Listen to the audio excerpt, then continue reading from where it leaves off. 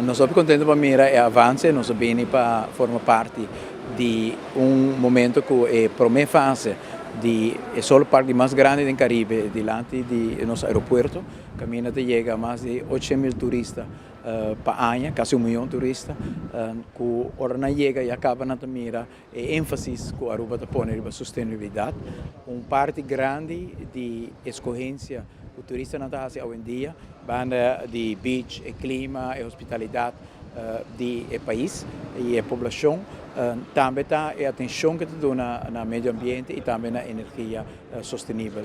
Por o também, durante a visita recente na New York e na Holanda, quanto atenção organização, instituto grande, governo, média, está dando, hecho, que Aruba a escolher rumbo assim claro e assim fijo para na 2020 porta 100% basado na energia sustentável. Elmar também take care de connection riba substations dan aqui nan, anto eu também com riba grid. Dus essa tá parte do projeto de sua totalidade.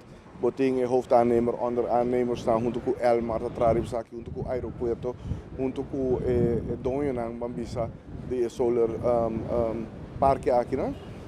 Conjuntamente na trando ribaje, dus é comprehensive bambisa project poni junto que já é parte de também connection riba great semanal nós tem diferentes companhias for de Europa, for de América, for de Sul-América e do Caribe também que está cerca do governo para diferentes projetos projetos mais interessante que outro e nós temos que analisar tudo isso e nós estamos aqui conjuntamente de time.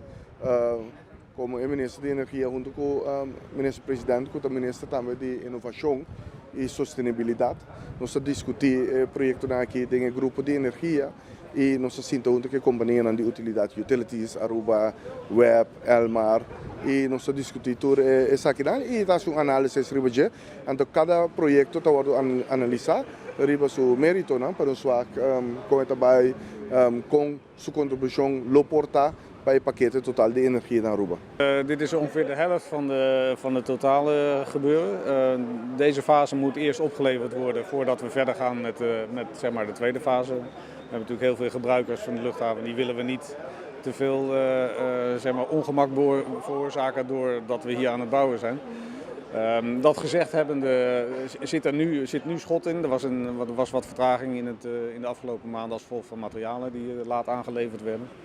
Nu gaat het een stuk sneller, gaat goed en we hopen dat we zeg maar, begin juni dit stuk in gebruik kunnen nemen. Dus volledig uitgerust, alles aangesloten, inclusief beveiliging, verlichting, etc. En dan de aannemer gaat door met het tweede stuk.